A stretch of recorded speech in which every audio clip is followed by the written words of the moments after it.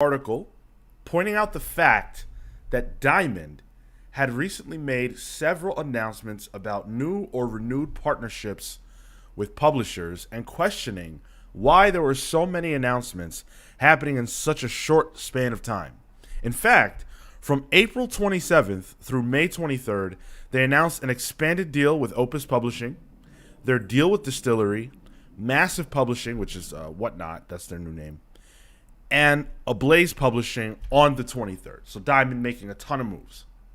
Not even 24 hours later, the news broke that Image Comics signed a new deal to have their comics exclusively distributed worldwide by Lunar. Another one bites the dust for good old Diamond. They've lost the holy trinity of publishers and comics. Another week, more bad news for Diamond. Couldn't have happened to a nicer company. I feel like it's been a long time coming. Like we knew to some degree the larger publishers were going to start to follow suit. By Lunar. You know what? I have a lot of things to say about that. A lot of things to say about that. Okay. Welcome to the show. Thank you for joining, for watching live. That's awesome. Say hello. We've got Kale here. What's up, hot dogs? Marco's here. Here. No Tyler, he's sick. But we have a lot of things to talk about, and we are going to roll right along because we are discussing Image dumping Diamond. Diamond again, just taking L after L after L. It's pretty remarkable, but let's get into it. So Diamond's deluxe tier of publishers now, which is the tier where you get preferred placement in Previews World, and all kinds of other like discount, maximum discounts, all that great stuff, now includes Massive Publishing, as I mentioned earlier, Aftershock Comics, Titan Comics, Ablaze Publishing, Frank Miller Presents, and the aforementioned Opus Comics. So, no Image. That's it? Yeah, those are the deluxe tier of publishers. Wait, where did IDW and Dark Horse and all that stuff go? Did they leave a while ago too? I think they did. You like they did, yeah. Yeah, I think they did. Blow in the chat says, I'm a deluxe tier publisher now after this.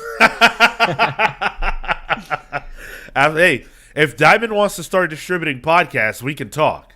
We'll talk about that, but then I want to hear Lunar's offer. I feel like they have a better offer. Yeah, we do that. We're going to be back on SoundCloud. Fuck that. We'll be on public access. 3 a.m. Yeah. We have a 3 a.m. time slot on public access. So, damn, but only if you live in New York. Yeah, tune in. So this change is effective as of September on sales, which means that books ordered from June 14th onward, and that reflects direct market distribution. So that's worldwide, direct market, 2 comic shops. Now it's coming from Lunar. That means a lot of things. A lot of things. And I'm not sure if everybody has fully put all this stuff into perspective yet. I certainly haven't. That's okay. That's okay, because we're here to do that. So the first thing I want to bring up is now Lunar. So remember this. DC comic books come out when now? Tuesday. Mm-hmm. So if Lunar is publishing now DC and Image, if Image goes to Tuesday as well, that happened because of DC's own plans. They wanted to sync up with the rest of the book channel, and really almost all of entertainment, like physical media, digital media, like a lot of that stuff comes out on Tuesdays. And so they wanted to sync up with that, but certainly with their book channel market, which is Tuesday based. If Image makes that same decision, and Lunar is with that, which makes sense because they're shipping everything else on Tuesdays or for Tuesdays, are we looking at new comic book Tuesdays? for Image as well. Interesting. I don't like that. I don't like that because Tuesday was enough of a change, and I'm like, all right, fine, only DC. I get that. But you fucking shit up. I don't know. You're messing with tradition. I don't like it. Don't do it. How do you feel, Gil? Did Lunar was the one that DC made with Midtown, is that right? Yeah, I mean DC didn't exactly make them. Lunar is Lunar Or it's the Midtown? other one? I think it's Lunar's DCBS. I think. Okay. I got you. So yeah, so I guess my question is, did the Tuesday change, that was a DC initiative more than a distribution initiative? Yeah, that's what I was just saying. DC wanted this Okay, to synchronize with the book channel. Yep. Yeah. So yeah, I don't know. Could be. Yeah, I guess it depends on whether Image wants it to synchronize with the book channel.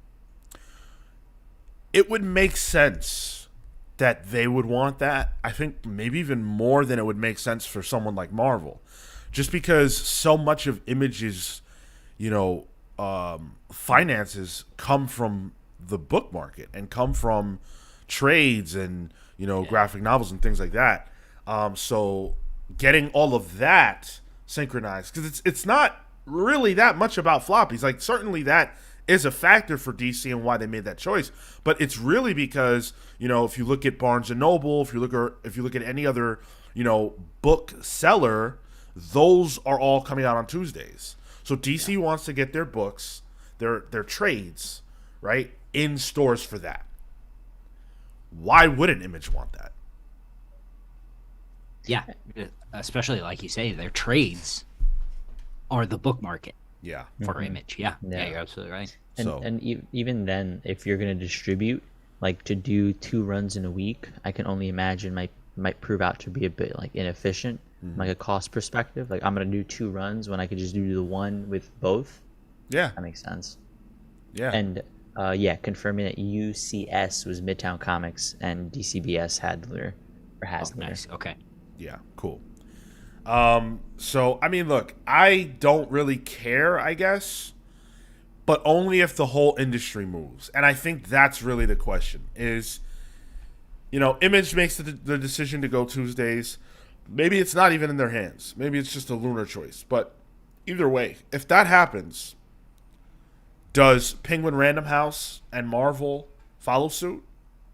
No. Do we see the whole industry just shift to Tuesdays? Or are we really going to have 2 separate days as New Comic Book Day? Maybe Marvel will take Thursdays. make my Marvel Mondays. Ooh, I like that. Sure. Dark Horse Fridays. Let's just screw it all up. Fuck it. I don't see that happening. And you're saying, does Marvel therein join Lunar, or just the publication schedule? Just the industry itself shifting to Tuesdays. Yeah. Because Marvel's already got that sweet deal with Penguin Random House. Yeah, Right. They're not leaving. They ain't moving. Yeah. No way. I don't see it. All right, fair enough. Well, let's read some quotes, because the Image founders had things to say about this, and so did Steve Geppi, who is the owner of Diamond. And so let's start with Todd McFarlane. Todd said, "First and foremost, we want to thank Steve Geppi, Chuck Parker, and everyone at Diamond for their ongoing service and all they've done for Image over the years. For 3 decades, they have been at our side, supporting our books from the moment we founded our company back in 92. Every Image comic published since our inception in 92 has been distributed to thousands of retail outlets by Diamond, and they have played a very important role in our company's evolution." So, Todd just saying exactly what you would expect. Thanks for the memories. We're moving on. That's a long partnership. Yeah. A long partnership. 30 plus years. Yeah. And that's something that, when people talk about comics, it's like you have to remember that there is so much history, and you could also say baggage, between these companies. This is a long-standing relationship. The people that run Image now are the same almost exact people that ran it when it started. And the same people that run Diamond are the same exact people that ran it when it started. Just less gray hair amongst them. Yeah. If that. Some of them probably started going gray in the 90s. I got my first gray, guys. It was like right over here. I got a haircut, so it went away, but mine popped up right here. Marco, nobody cares. No, nobody. All right. Yeah. Okay. What are you, an Image founder? Eric Larson said, "It was not a move we made lightly, though, and ultimately the change was made because of the benefits to readers and retailers who are our real customers. There are services Lunar will provide that will make it easier for stores to buy our titles and for fans to find our books." Interesting. We'll go back to that. We'll return to what Eric Larson had to say there. Christina Merkler, who is the co-owner of Lunar, said, "We are thrilled to announce our exclusive worldwide distribution deal with Image Comics. We are constantly seeking innovative ways to expand our reach and bring exceptional content to our retailer accounts around the world. We look forward to working closely with Image and continuing to provide top-notch service to our direct market accounts." That's great. Christina Merkler, by the way, we'll probably talk more about her a little later. She's a very interesting person in that she co-owns Lunar Distribution, but she has significant problems with the direct market. Because she feels, and we're going to talk about this more probably, but she feels that the direct market is its own worst enemy. Oh, she published like a piece a few weeks back, yeah? A piece that she was interviewed for appeared in Popverse a couple of months ago. I've been trying desperately to bring it up during the show, but just hasn't really been an opportunity. Today's the day. There you go. Steve Geppi said, "Over the past 30 years, Diamond's collaboration with Image has been a source of inspiration and motivation.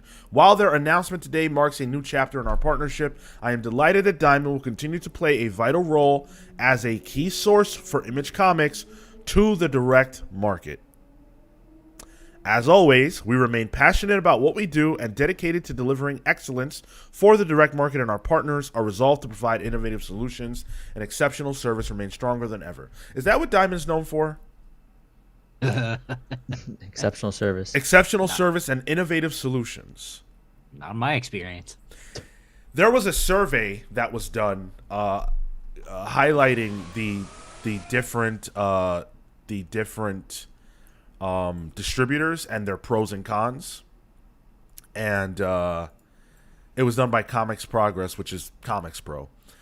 And I wonder if they had surveyed the various retailers and asked them, "Do you feel that Diamond is known for innovative solutions and exceptional service?" I wonder if they would have said yes to that. But the person whose quote I wanted to read the most is none other than who, Marco?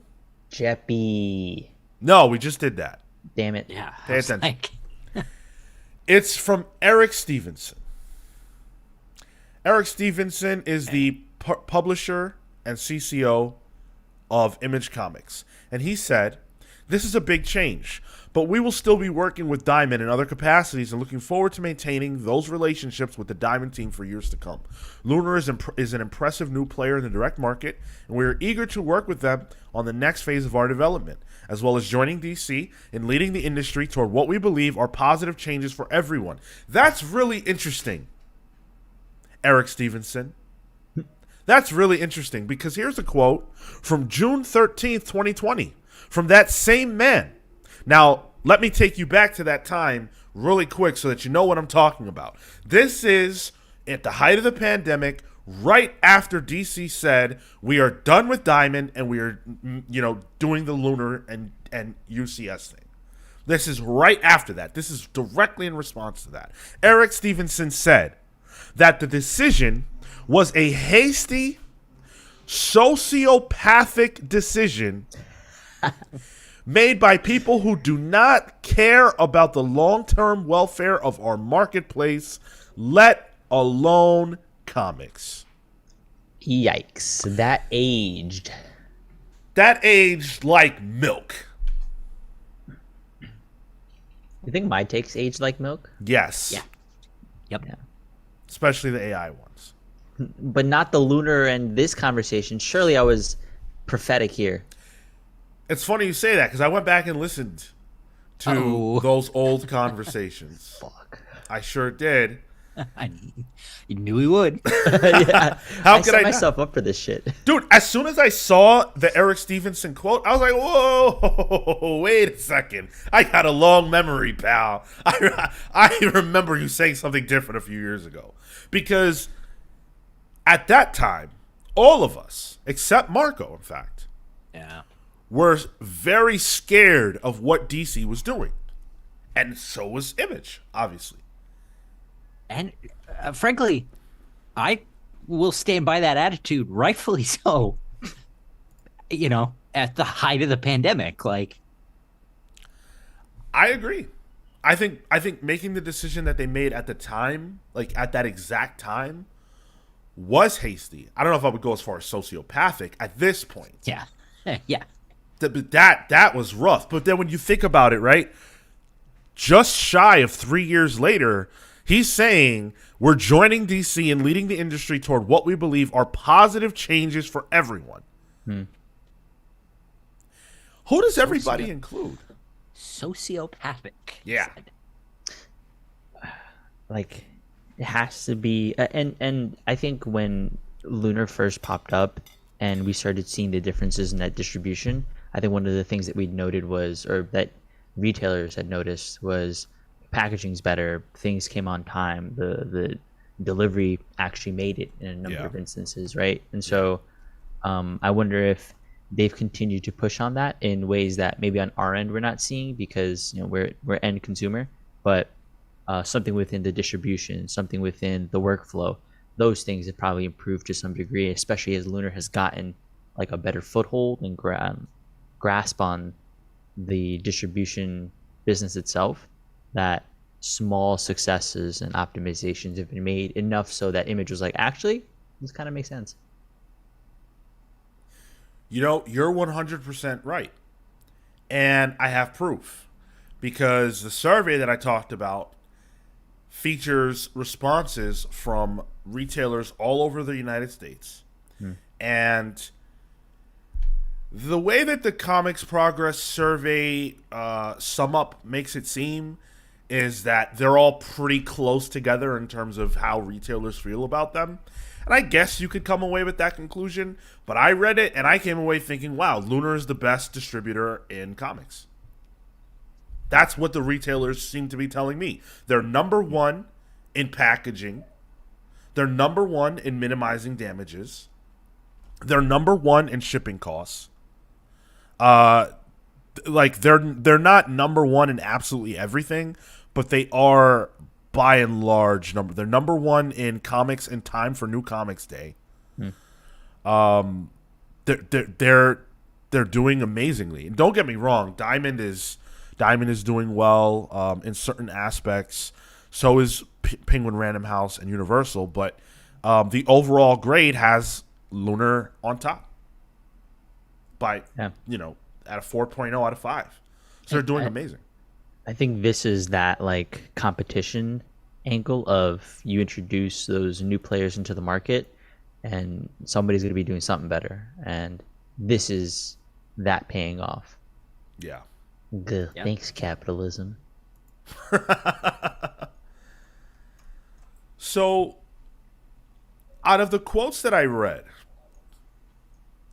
one of them was interesting, and I want to jump back to what Eric Larson said.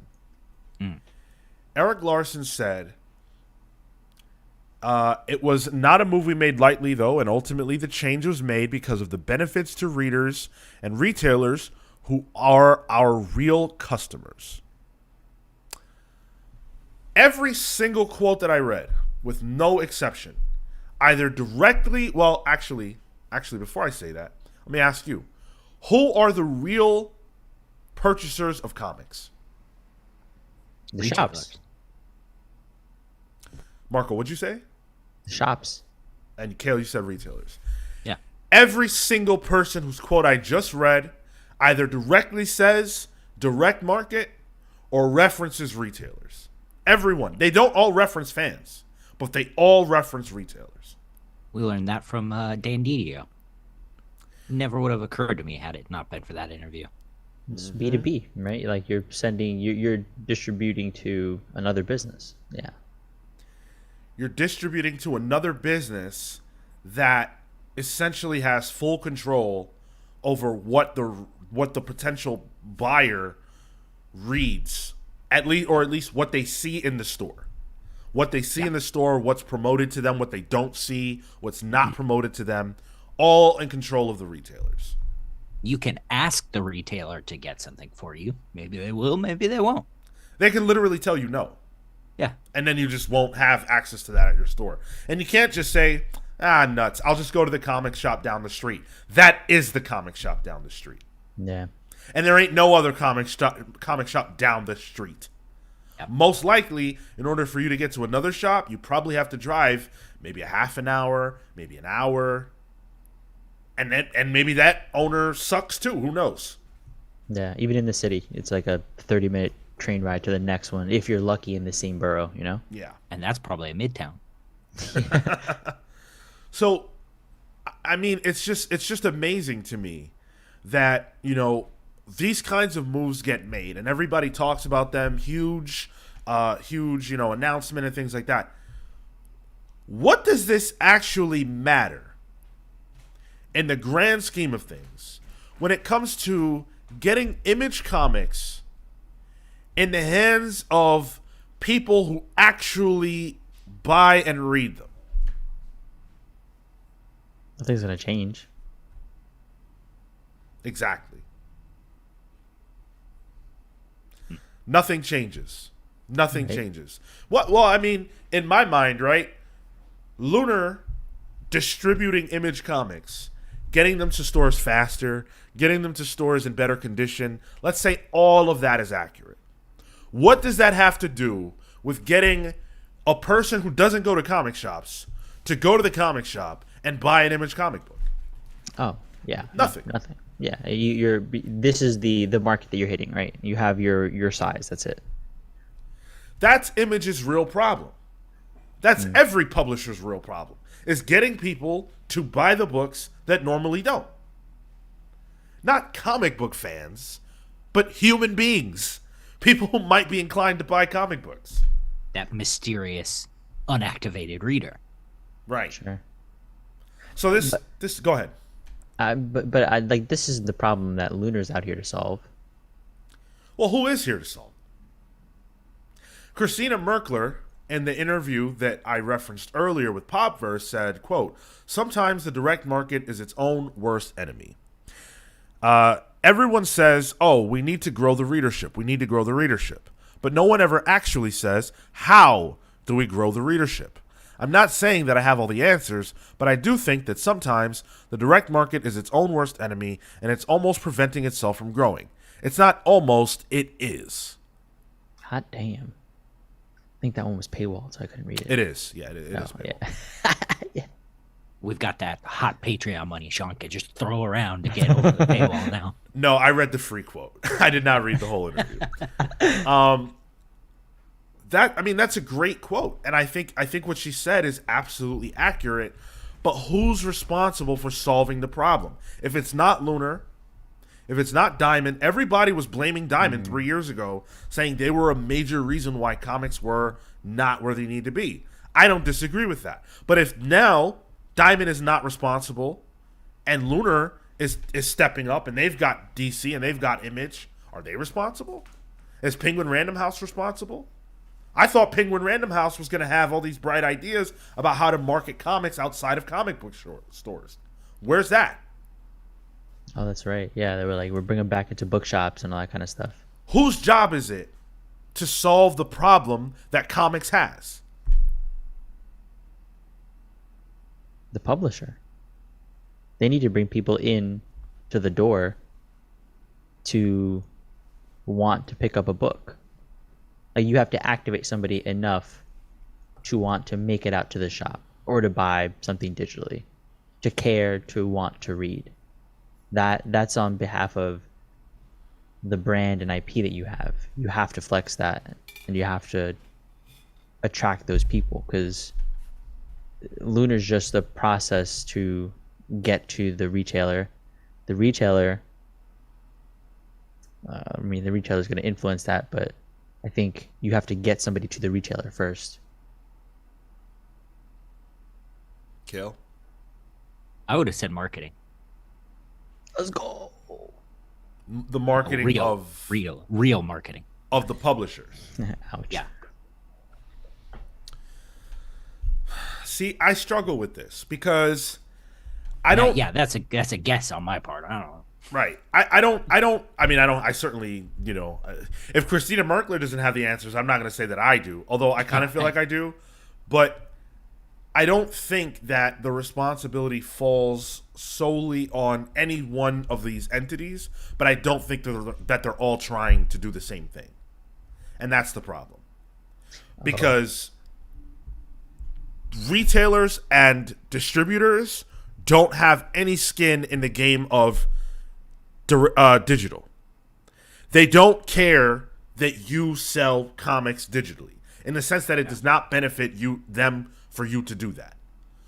So the publishers are literally always walking a tightrope. And that's a significant problem. And this problem does not exist in literally any other industry that I can think of. Where else is it? Like, obviously Best Buy, for example, doesn't benefit from the fact that Sony sells Spider-Man games digitally through their marketplace. That's not a benefit to them. But they also they don't have enough power to influence whether or not games can be sold digitally, and for how much and when. Those things seem to be, as far as my knowledge goes, up to Sony. Best Buy is just one of several vehicles for you to get your game if you want to, and that's it. And they do lots of other things. So if games are being sold online, that's not the end of the world for them. But it's literally the end of the world for retailers and distributors if digital were to be 50% of the market. That's game over. How do you get around that? If you're Marvel or DC, how do you get around that?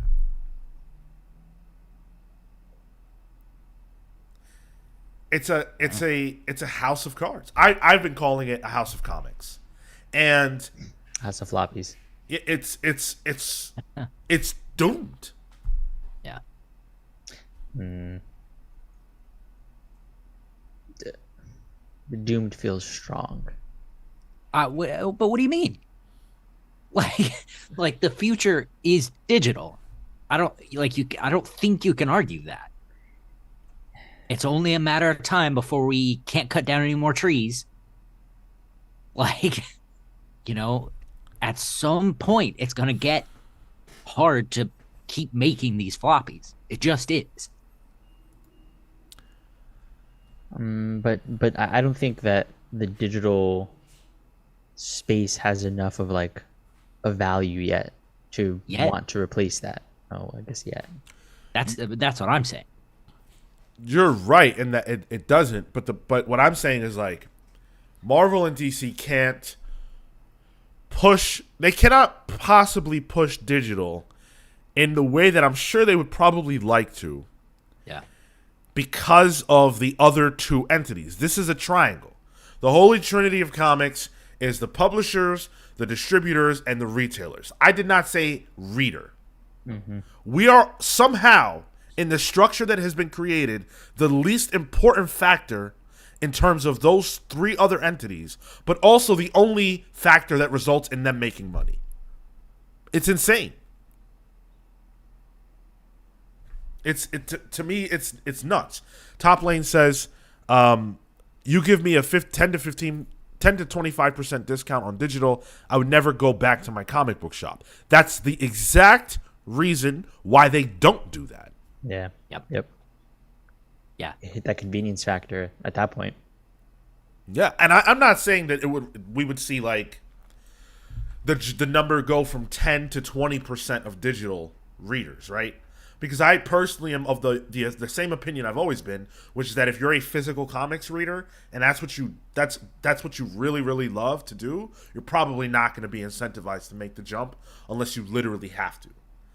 But at what point does the scale tip, or at what point is this unsustainable? So there's a lot of factors to that. Classy says, get the manga industry to market comics. And yes, the future is digital, not and only available for trades and hardcover. Only available? No, I think for trades and hardcovers, those are going to be, that's where I feel like a majority of like Image and other publishers make some money back, because the floppy, that's like too costly to produce consistently and make a return on. What is? To make the floppy versus the trade.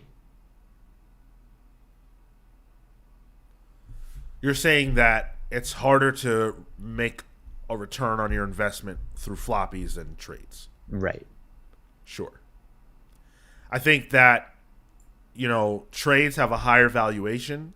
So because of that, you're going to get more money. And then it's obviously a double dip because this is stuff that you've already produced once in floppy. You're just binding it together, which is fantastic.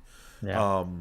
But Marvel and DC, I'll speak more for Marvel. Marvel didn't even have 2 books in the top 750, I think it was, of That's trade right, and graphic novel sales last year. They had 1 book, Moon Knight.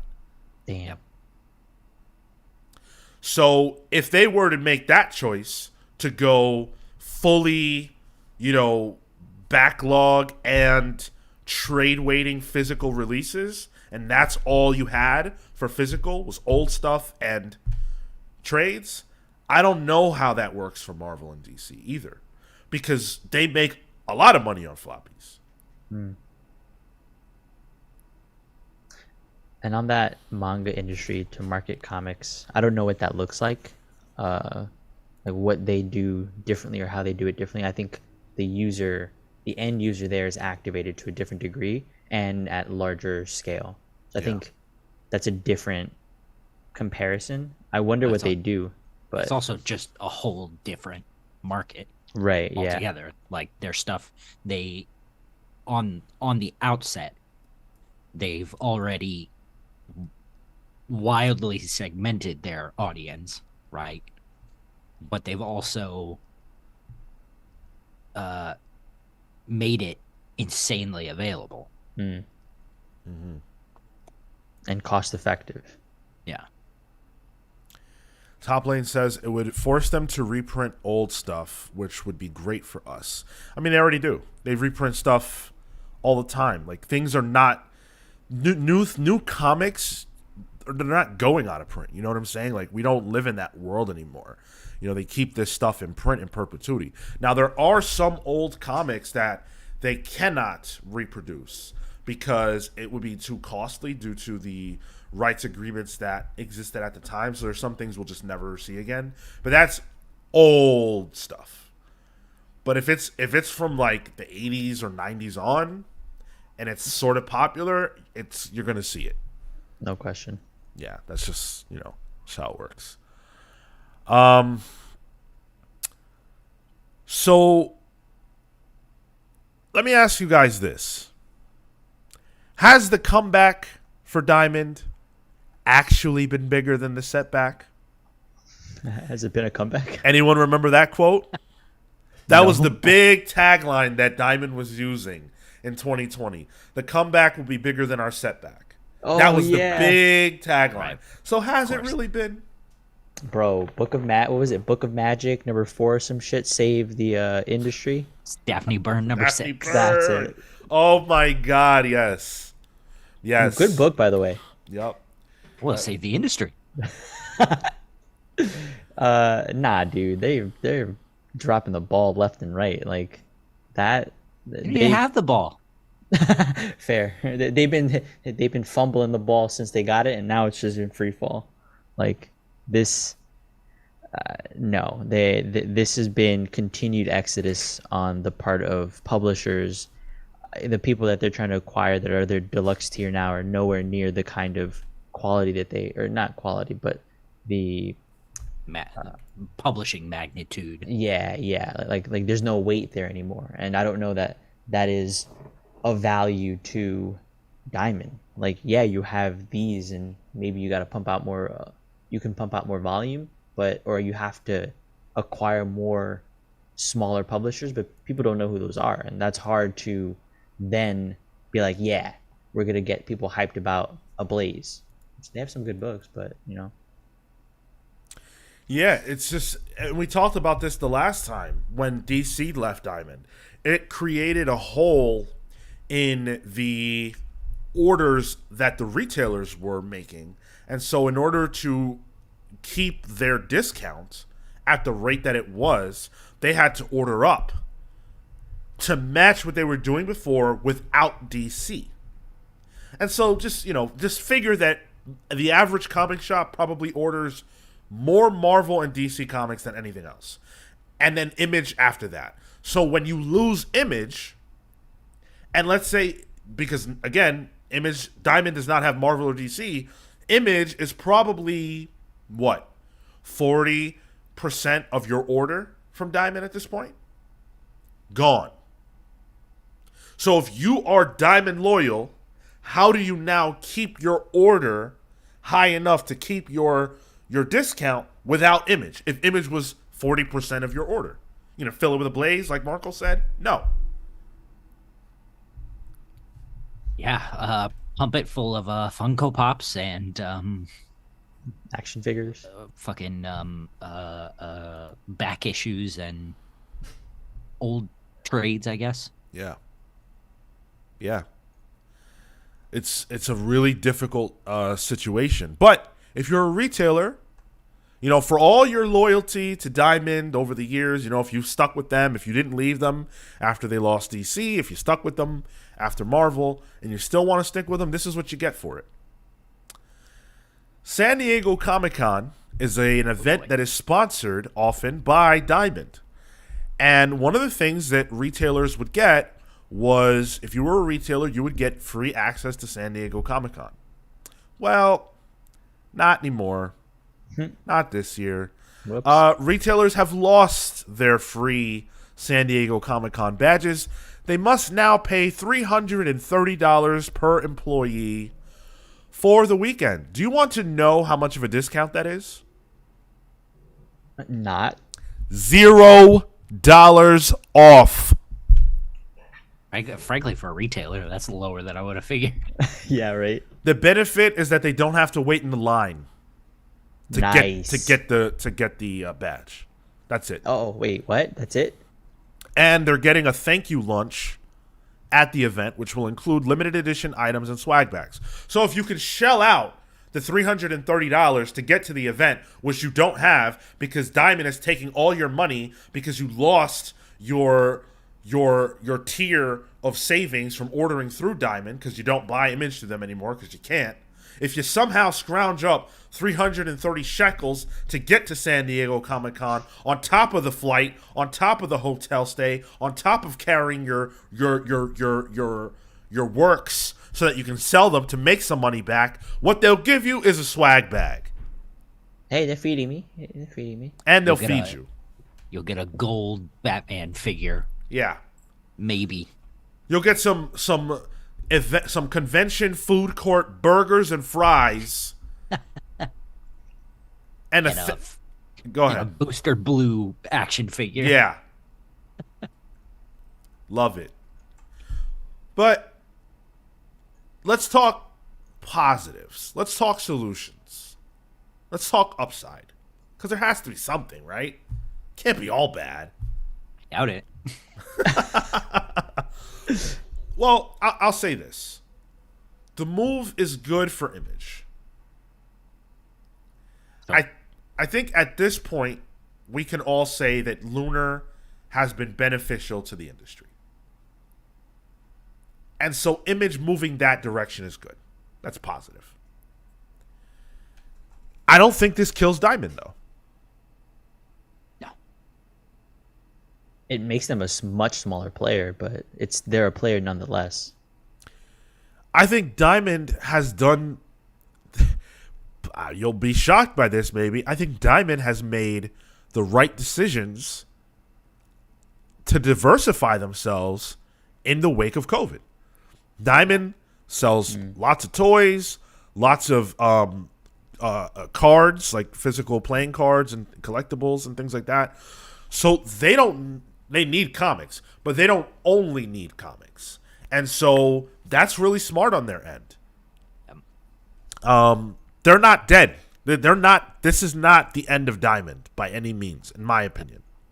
Yeah, I agree. I think if they shift over to Tuesdays as an industry, that doesn't matter. I'll go Tuesdays. I don't care. That's actually better for my life. And read in advance. Yeah, that's better for our show because then we have an extra day to read the books for Pals Pulls. Yeah. It's irrelevant. So honestly, those are the positives that I see out of this. Nothing really changes until the industry collectively decides that it wants to solve its problems. Go ahead. Sorry, I think also like the moves Diamond has been making in the indie space is also like, sorry you have to be with Diamond indie creators, but if this change makes Diamond innovate even slightly, to move toward indie creators and indie publishers, that gets indie books out to more shops because Diamond already has all those connections. Right. Yeah. So if the mainstream industry moves to Tuesdays and Diamond's like, well, let's just make it Indie Wednesdays. I like that. That's not nothing. That's a good idea. That's a good idea. I think that, unfortunately, retailers might be the roadblock there, but that depends entirely on how Diamond restructures if they choose to restructure its rewards program to give discounts, because if they don't, retailers will have to get crafty about how they sell the books you're talking about. Yeah. That's not impossible, but they would have to buy in on that marketing strategy of Indie Wednesdays. Yeah. And they won't. And they won't. And that's again, Best Buy does not influence whether or not you buy the next Spider-Man game, other than being given some incentive on the part of Sony to say, hey, Best Buy exclusive black suit costume if you buy it from Best Buy. Amazon exclusive amazing Bagman costume if you buy it from Amazon. That's it. That's their only influence. And that's how it's supposed to be. That's why I shop at Midtown. I don't care what retailers think about my buying decisions, and they shouldn't influence them, other than to try to get people to buy things that they might not normally know about, or catering their offerings to the individual interests. If I go into the shop, the only thing the retailer should be consumed with is how to give me the best experience and sell me on the things that will make me want to continue to read comic books, not any other agenda. I don't care. Yeah, 100%. It has to stop. They have to get it together and realize, as big as and important as you think you are, 10 years from now, you might not have a job. Diamond, retailers, you might not have jobs. It's realistic. But that's not what I hope for. I actually love comic book stores, and I love the direct market. It has problems, but I love it. And I don't want any of this to go anywhere, but they got to make some better choices. That's all. Better decisions. Yeah, that's all. Catherine says, Sean, I just want to say you're always really great at painting a picture for us. I love it so much. Hey, thank you. I appreciate that.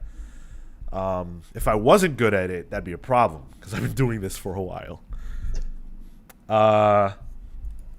Classy says, yeah, we need more nerd culture present out in the open in the United States. That's funny because I feel that nerd culture is pretty out in the open. I feel like it's bigger than ever. This was for context. We were talking about like the difference between Japan and the U.S. Like over there, that nerd culture is much like propagates a lot more. Sure, that's fair. Stuff like putting comic advertisements in the subways. And Right. Yeah. Like actually doing things to potentially activate users. That's such a small, simple decision that anyone could make and just do it. Like, I can't imagine those subway ads are that expensive. and would bring in numbers. Sure. The webtoon ads that they had in subways sparked a lot of yes, Marco, it was sparked a lot of controversy, but people saw them. Yeah. So if there was an advertisement for Marvel Comics, I imagine people would see them. In France, there's a citywide Comic-Con called Angoulême. The whole city's taken over by this convention.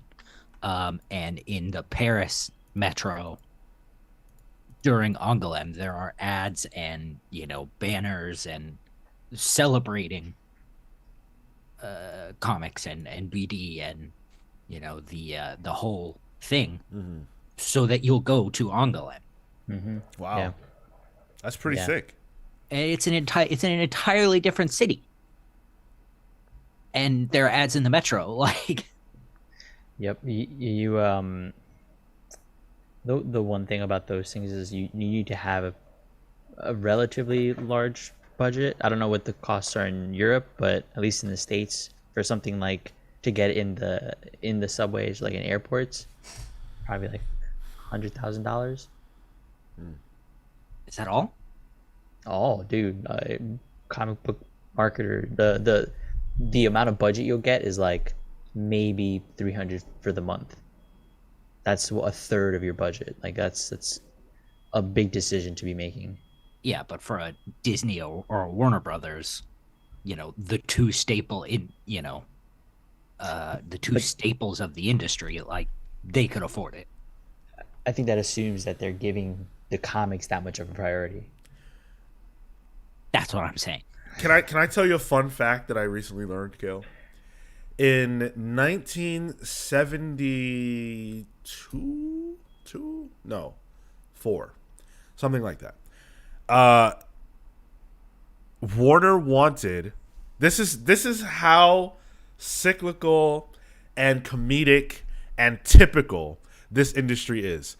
At that time, 50 years ago, the impending new president of DC Comics and editor-in-chief had to convince Warner that they should not scrap weekly comics and only reprint and license the rights to print new comics to other publishers. Huh. I say that to say that's how little that Warner and probably Disney now have ever cared about DC and Marvel. The comic space that they own in general. Mm-hmm. Yep. It's a sad state of affairs, but it's always been, so it's fine, right? Struggle. Yeah, builds character. Hey, look, I love comics. We all love comics. That's not in question here. I think the industry will be okay, ultimately. However they fix it, however they solve these issues, it'll be fine. Solve the issues, quote unquote. Well, like at the end of the day, we just want them to do right by the industry. Exactly. 150 million %. And if you love us and want to do right by us, head on over to patreon.com/thecomicspals, where we are offering a whole host of content. We have a bunch of stuff on there. We pride ourselves on making it valuable, so you get the ability to vote in the book club poll, which Flashpoint actually came out the victor in the poll. So we will be reading Flashpoint and putting that book club out on the 6th of June. So right in time for the movie, we will be putting that out. Can't believe y'all are making me sully my eyes with that book again. all the crossover stories, everything. What if you like it more this time? Oh. That could happen. If I like it more this time, I'll do a backflip. And no one has forgotten about the backflip you still owe. Listen, least of all me. I promise. We've got an exclusive show over there called Palling Around on our Patreon page. And if you subscribe or if you support at a certain tier, you get access to a nickname and a shout out on the show. So I want to give a special shout out to the best pals in the universe, Thunderstruck, Rebecca Alejandro, and the Hound of Justice, Atomic Hound. And an additional thanks to the Night Stalker, Harris Nijinsky, Brian Demolisher Del Pozo, Kefis the Incorruptible, Momentum Mike Elliott, Dan the Truth Trudeau, Starcross Catherine Stars, Joel Justice, and Jalen the Sanguine Sorcerer. Thank you all so much. We appreciate the support. If you want to watch this show live, you can do so every single Saturday at 10:15 a.m., Thursdays at 6 p.m. Eastern for Pals Polls. If you want to vote for what we should be reading on Pals Polls, the listener poll is up now. And so you can go and vote, and the book that wins is what we will add to Pals Polls next week. We've got some good books in the poll. It's a little bit of an eclectic poll this time around. We've got our first Whatnot book. Yeah, I'm really interested in that. Yeah. And I would really love to not have to read a DC book in favor of that. So y'all got to get out there and rock the vote. Well, right now, Power Girl Special #1 is winning, so yeah. And I liked that book. That was fine. But boy, I would really like to read this Whatnot book. And Power Girl's probably going to win because it was retweeted by some of the creators. So y'all killing me. Killing me. Anytime that happens, it's like, yep. So if you want the Whatnot book to win, if you want North Valley Grimoire to win, at Blake Northcott, the writer, and let her know. Let her know. But I'm gonna put it in the chat for anybody who wants to fix the vote over here. Yeah, if you wanna influence the vote, go and vote. Where on Twitter? KO on Twitter. I already voted. Yeah, I did too. I had to vote for the Whatnot book. Yeah, had to do it. But another big announcement that we have is that on June 3rd, next week, Ram V will be joining us. So Ram V, of course, the writer behind Detective Comics, the writer behind Venom, the writer behind The Swamp Thing, the writer behind help me Carnage. out. Thank you, Carnage. The writer behind a lot of books that have been enjoyed by us, that have been enjoyed by the industry at large. The Many Deaths of Lila Starr. I have personally been in a Ram V reading hole. Yes. And I am loving every second of it, so can't wait to talk to Ram. Did you read Lila while it was coming out? I didn't finish it, but I was reading it. But I will finish it before we speak with him. Yeah. Yeah, phenomenal. Yeah. That's going to be a fun conversation. Don't miss it. Come out, support us when we're speaking with Ram. If you've got questions, you can submit them early. You can submit them that day. We're more likely to take the questions that are submitted early from, non-super chatters. So, yeah, that's going to be a fun conversation. Can't wait for it. Junior Alvarez says, Sean is always great with his articulation and depicting and breaking down comic plots. I would strongly recommend joining their Patreon if you're getting into comics for the first time. Thank you so much. Appreciate that. Yes, appreciate that very much. That is very nice of you to say. You guys want to have a little fun? We have fun on this podcast. We don't always talk. What? Kale doesn't want to have fun, but we don't always talk about the big industry stuff. Sometimes we get in the nitty gritty and we just talk fun comic stuff. So we're going to do that now. because I have a question for you guys. The question is, who would be in Marvel's Legion of Doom? Legion of Doom. Yes, the Legion of Doom, of course, is DC's premier supervillain team. Antagonist of the Justice League in the early days. Everybody probably remembers the Justice League show from, I guess, the 80s that featured the Legion of Doom. That was a lot of fun. And so I'm asking you guys, if Marvel had its version of the Legion of Doom, who would be in it? Now, I am prepared, so I will start giving you guys a little bit of time to think. How many people do we need to? So we're going to do 6 entries. 6. Okay. So 6 members of Marvel's Legion of Doom. No rules. Just they have to be a Marvel villain. Here's my 6. My leader. It cannot be the Legion of Doom without Doctor Doom. Man. Doctor Doom is the leader. Doctor Doom is the one who will put this all together. And everybody else has to fall in line because everyone ultimately bows to Doom.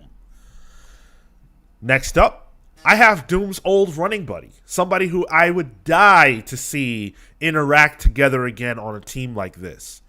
None other than Kang.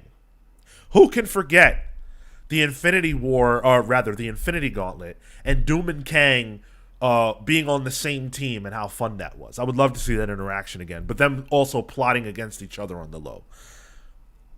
Gotta have another huge Marvel antagonist, none other than Loki.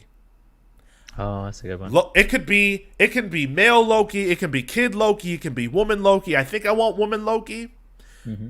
But Loki is the villain who can mess with the Avengers and keep them on their toes to let the rest do what they do best. Loki can also integrate the Frost Giants and do all kinds of shenanigans. He's the trickster god. Here's the one that I think people will be upset by. Mr. Sinister. Mr. Sinister is my wild card pick. He's the one with the know-how to stop the X-Men, who will be a huge problem for the Legion. Mr. Sinister can keep the X-Men on his toes. He kept us on our toes, Sins of Sinister. He had us in a 1,000-year loop. What could he do with the backing of Doom and Loki and Kang? I think Mr. Sinister makes perfect sense, and his cloning abilities will be important here too. I also have Hela. They're going to need an army. Why not the army of the undead?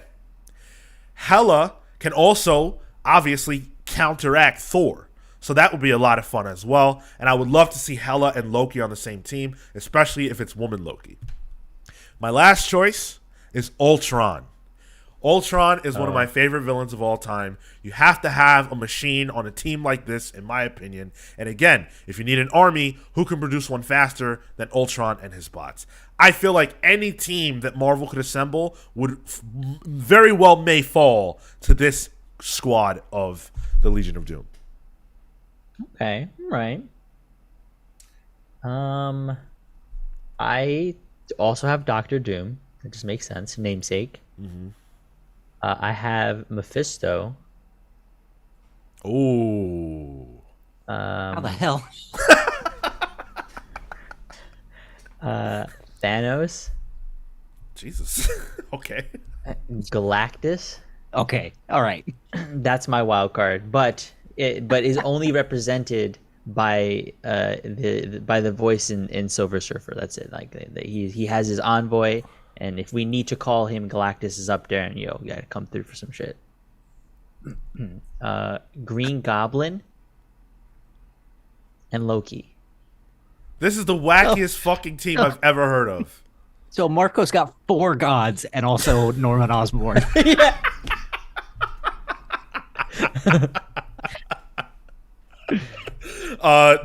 Doctor Doom, Galactus, Silver Surfer, and Shocker. Yeah. Oh my goodness. Was that 6? That was 6, yeah. Cool. Yeah. Kale, you up? I went a different route, and it will be controversial because it's already happened. But I have a twist. So obviously, Legion of Doom, Doctor Doom. Mm-hmm. Backed up by the Maker. Yes. Yes. Now, where this gets interesting is my next four are Iron Man, Black Panther, Xavier, and Namor. What? My assertion here is that Hickman's next Avengers No. was the Legion of Doom. What? They destroyed it. Destroyed what? The world. They won. No, they did not. Yeah. Doom came out the victor, Oh my. so to speak. And to the victor go the spoils. The victor Von Doom go the spoils. Nice. All right, and since we don't have Tyler, we'll just choose a listener's 6 to round it out. Harris chose Doctor Doom, Mystique, which was someone that I actually wanted to put on my team, Ultron, Mephisto, Apocalypse, and the Maker. Well, Apocalypse is a good one. Mystique is a good one. Mystique is a great one. The problem with Apocalypse is that he doesn't associate with humans. Yeah, but that doesn't matter. Marco fucking picked Galactus and Mephisto. Oh, I mean, that that was crazy. And Green Goblin. So, I mean, Galactus. what are you going to do? You gotta have some antagonists to fight Spider-Man, you know? Fucking the Tree of Krakoa. Chad Paul. Yes. Chad Paul should have made the list. Oh, we left him off. And you know who else is in my Legion of Doom? I forgot this person too, and I regret it. Bobby Hollywood. Yoshida. Oh, no. Bobby Hollywood, stealing jobs, just a terrible guy. And Kang's a big fan of his, so that's how he made the team. If you want to share your Marvel's Legion of Doom with us, leave it in the comments. We would love to see what you guys come up with, especially if you're watching now. If you're watching live, what do you got? Give us a shout. Yeah, I feel like I'm gonna get torn apart for mine. Yeah, I feel like mine was because you a had bad one for this one. four heroes on yours. Yeah, that's not gonna fly. You're gonna get dunked on, 100%. But that's okay. Making good content. Exactly. Speaking of good content, it's always fun to hear what the listeners have to say, is it not? Take it or leave it. All right. Well, we've got one listener comment that I wanted to read this week, and it does include a spoiler for. Actually, I don't have to read the spoiler. It's okay. Don't worry about a spoiler alert. You guys are fine. I will leave the spoiler out. This is from Ian Duarte, who said, "Well, Zeb Wells probably wanted to kill off Mary Jane, or most probably Peter Parker again, but most surely was shot down through editorial and made blank instead, knowing blank. But yeah, I feel the idea was to make Peter Parker unlikable, immature, and dumb enough to have a hero's death to make things right again and redeem himself to Mary Jane, go full circle. But the story just sucks, to BH. I completely 100% agree with the idea that, and I have no proof of this, okay? So before anyone comes at me, I have no proof. I believe that Zeb Wells pitched a major death that was relevant to Peter's life. Yeah. And was told no. Yeah. And something else became, the way they would do this. And they saw an ulterior motive. They saw a way to benefit in multiple ways from what they actually ended up doing, which we will be talking about this Thursday on Palace Pulls. After Thursday, it's all spoilers because Amazing Spider-Man 26 drops Wednesday. So if you still don't know what happened in Amazing Spider-Man 26, that's it. Wednesday's the last day. But I agree with this writer. I agree with Ian that this was not Zeb Wells' initial plan. I said as much last week. It's so much of this story and the way it's built feels like it was supposed to be either Mary Jane or Peter. Yep. He just doesn't. Can't commit. The way it's. I'm working real hard. Yeah. The way it's played out, we think, is just not. It doesn't make sense. Yeah. This is my next book club choice, by the way. It's gonna be this. Amazing Spider-Man Spider-Man? 26. No, like the like book up we're already until reading. yeah, but like a retrospect on it. Oh, you're gonna make us read the full trade. Yeah. 25 issues of Amazing Spider-Man that we've read like half of for the show, and you guys hated. Well, Kale didn't hate it, right? No, you think he did. had, I'll like bits and pieces of it. very few bits and pieces. I'm still on the JRJR art. Right. There's something off. Bro, his art. No, because it's different from the old stuff. Yeah, I'm telling you, like if you look at the stuff he did with Straczynski, which it looks the same, but now it's different. Like the problems you have with JRJR's art are still there, absolutely. But whatever they're doing now has made it like 1,000 times worse. You know what? I can't handle the slander. I can't. I love the Junior art. I do too.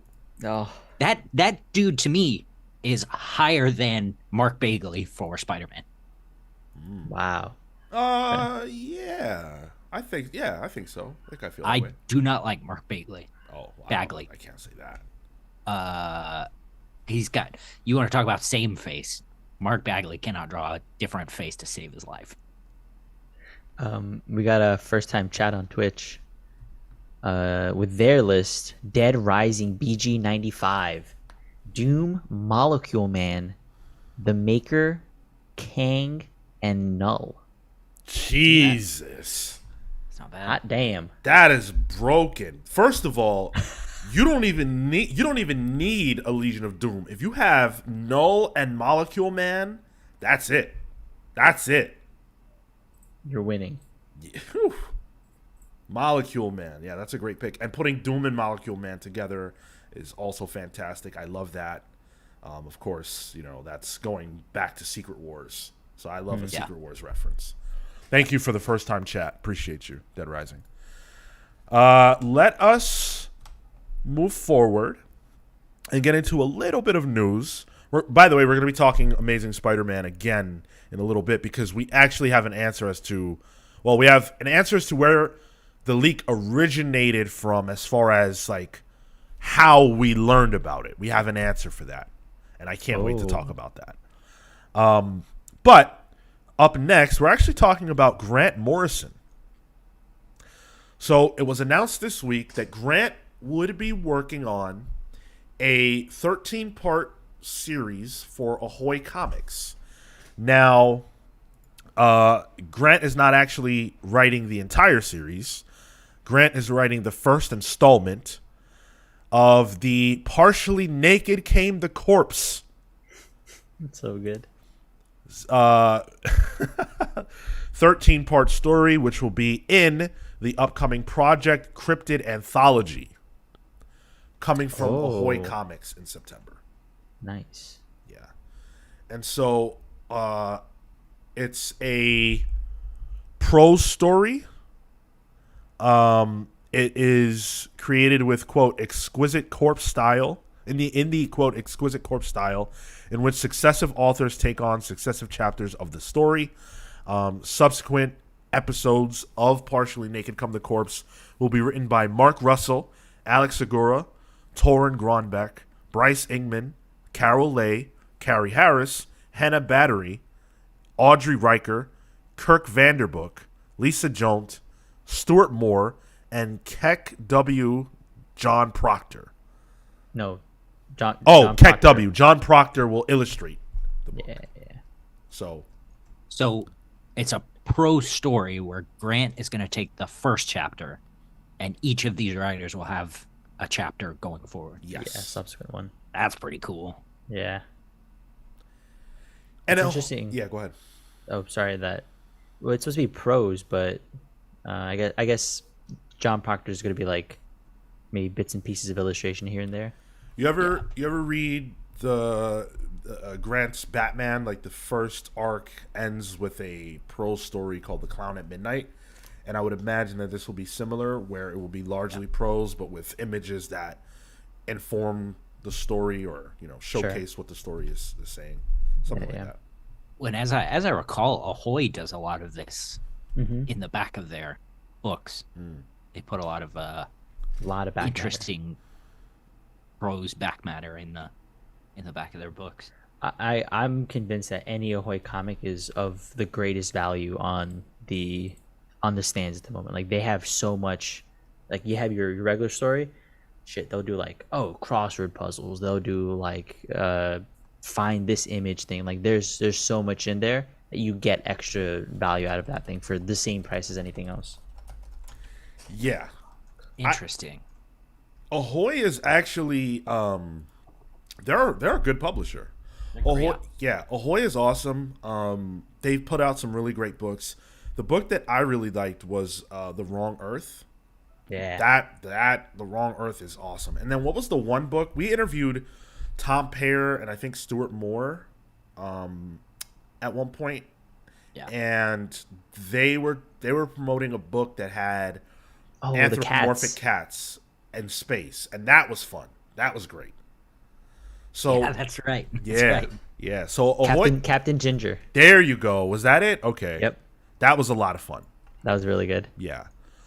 But Ahoy does not get a lot of publicity. People don't really talk about Ahoy. So teaming up with Grant, even if it's for one chapter of this larger story, is huge for them. I think that's fantastic. And this Project Cryptid anthology also features a lot of other extremely talented creators. I'm not going to read the whole list at this point, but I will highlight the ones we didn't mention earlier. Liana Kangas, Henry Baharas, Joe Ilyich, Xander Cannon, Gene Ha, Mike Spicer is a part of this, Richard Pace, Jamal Eigel, Ted and Rose Stein. That's fantastic. Or Ted Grant and Rose Stein, I'm sorry. They're all a part of this, and this is fantastic. Brant. Yes. Not Grant. Ted Grant is Wildcat. Oh, whoops. Hey! Whoops. Sean out here getting exposed. And he knows who Wildcat is. And speaking of getting exposed, Marco, did you not just put fucking Galactus on the Legion of Doom? Yeah, with Green Goblin. But with Silver Surfer as the voice, he's there to represent while Galactus is off destroying planets. Yes, because Galactus is very concerned with the happenings on Earth to the degree that it needs to be part of a Legion of fucking Doom. And so when something happens that is we need to destroy Earth, who do they call? Well, the guy that's his namesake, dude. They would die too. We can't solve everybody's problem, Sean, okay? Someone solve my problem and get Marco out of here, please.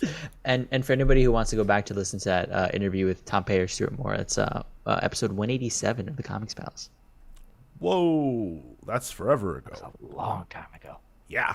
That was only 2020. I bet Paul has caught up to that. Sean. Probably. Yeah, maybe. We're on episode 345 now, so that was legitimately a long time ago. 3 years ago. Yeah, it's nuts. Can't believe it. Yeah, so this book is, I think it's going to be a lot of fun. I definitely want to read it, especially, it's a new Grant story. How can we not? And I believe, yeah, go ahead. To directly see what Grant will inspire to from other creators, like in a real tangible sense, like that'll be cool. Yeah, this is awesome, and I hope that this leads to a bigger, bigger station for Ahoy. I noticed they weren't one of the, or I don't believe they were one of the deluxe publishers under Diamond.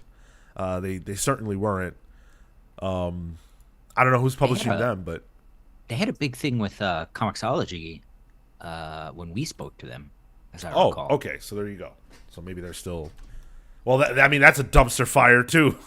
Oh man. Rip. Yeah. Oh, actually, they're part of Lunar. Okay, great. Yeah. Yeah. Okay. Oh, Good. well, hold Good on. for them. I'm seeing conflicting articles here now. I don't know. This one says Lunar. The other one says finds a new port at Simon and Schuster. I don't know, but they're definitely What? not with Diamond. Okay. Sky's the limit then. Yeah. Wait, hold on. I gotta stop everything. Top lane. Obviously, I know what Keck means. Are you kidding me? I grew up on the internet. Can you explain it to me? I don't. It's I've never heard of this. if you, it's just Keck is just LOL spelled wrong. Oh, okay. It's from World of Warcraft. It's not Twitch speak top lane. It's from World of Warcraft. If a Horde character types LOL and your alliance and you see it, it will appear to you as Keck. It's Kek. Damn. Yeah. So don't try to school me, top lane, on internet slang. I was born of the internet. I was molded by it. Don't recite that old magics to me, witch. I was there when it was written. Hell yeah. Please. Sean is a lot like Aslan. How dare you? Sorry, I'm just kidding. Keck. This will be out in September. So a little bit of a wait, but I think it will be worth it. We'll read it. Yeah, absolutely. Now, Sorry. Aaron Ruiz in the YouTube chat says Sean was a WoW guy. My man. woo! Yo, the stories. If you only subscribe to the Patreon, you might hear a story or two. Ooh, yeah. Oh yeah, that's right. I have told some WoW. I have a lot of WoW stories, and I have embarrassing WoW stories. Yeah. Yo, guild drama. They're great. I'm high hunger for Sean's guild drama. I did something in WoW. I'm not gonna say it here, but I did something in WoW that was so embarrassing that there were forum posts made about what I did. Tremendous. Tremendous. Y'all, like the extra podcast that we do, even if you only subscribe to that, you're getting your money's worth. Yeah, that shit was funny. And Catherine's right. We met. Yeah, I met Catherine on World of Warcraft. That's how we became friends. Wild. Yeah, it's a great game. Wish I still played. Anyway, let's talk about Amazing Spider-Man, because after the leak that happened last week,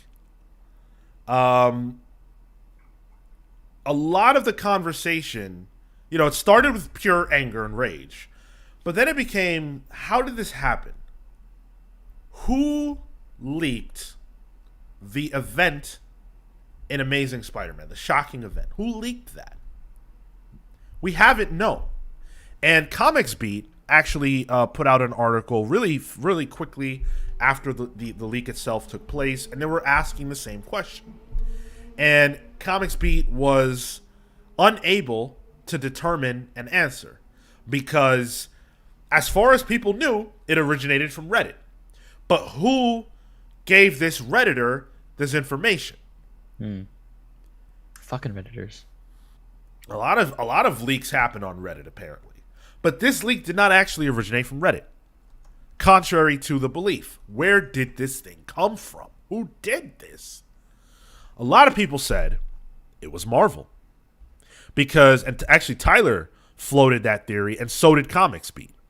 A lot of people said, look at the images. This is what Tyler said last week. Look at the images. They're blurry. Everybody has a camera phone, and your camera phone does not take pictures this bad. So why are they so blurry? Well, that's a good question. If this happened before the book hit comic book shops, which it did, and it's this blurry, it probably came from inside the house. The call's coming from inside the house. Has to. And so people said, oh, Marvel probably did this for publicity. And that was the big theory. Hey, we can off this character, we can resurrect them. And please, chat, try not to say who we're talking about. I understand that it's a little weird to have to play this game, but just indulge us, please, just because not everybody is aware of what took place. So maybe it was Marvel. Maybe Marvel wanted the publicity. Maybe Marvel knew that there would be backlash, and they didn't want to wait for the issue to drop just for there to be a wave of negativity. So let's get ahead of it.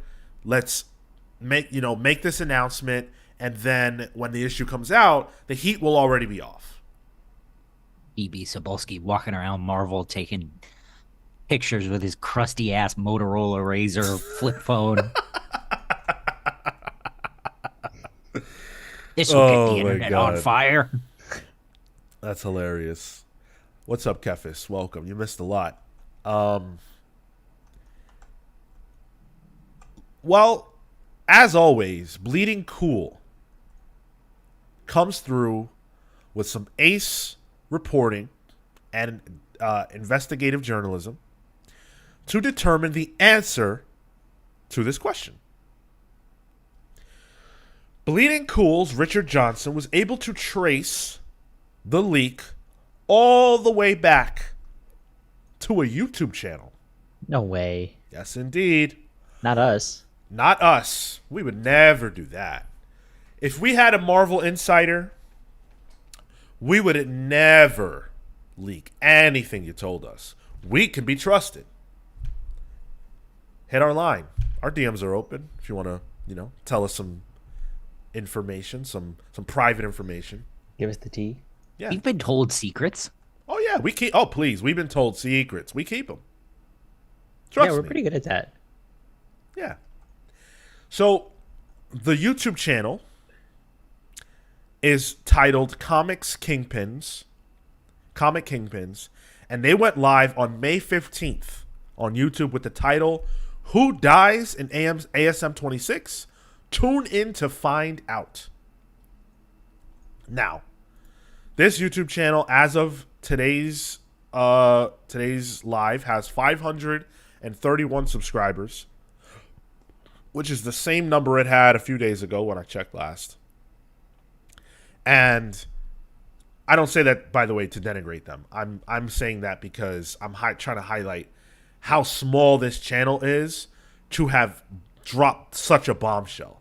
And frankly, how few people actually saw the video from which this leak originated. Because that video only has 447 views, which is not a lot considering what it spoils. So the Reddit thread ended up taking all their viewers, which is unfortunate for them. But I watched it. Go ahead. Sort of. Like, frankly, you'd sort of want that Reddit buffer when you're up against, Disney. Yeah. I see what you mean. I think I would like well, I wouldn't do it, but the views would be sweet. How you don't promote that and parlay that into a video that does at least 1,000 views, I don't get, but that's the biggest spoiler they could have possibly had. Yeah. So Rich Johnson was able to interview them, and they said, "This is tough. It's tough to read without spoilers." Go ahead. Sorry, is that video still up? It is. Yeah, Wow. it absolutely is. I mean, at this point, Guys. at this point, like, Marvel's issue is with who did this. Well, let me read the quote first.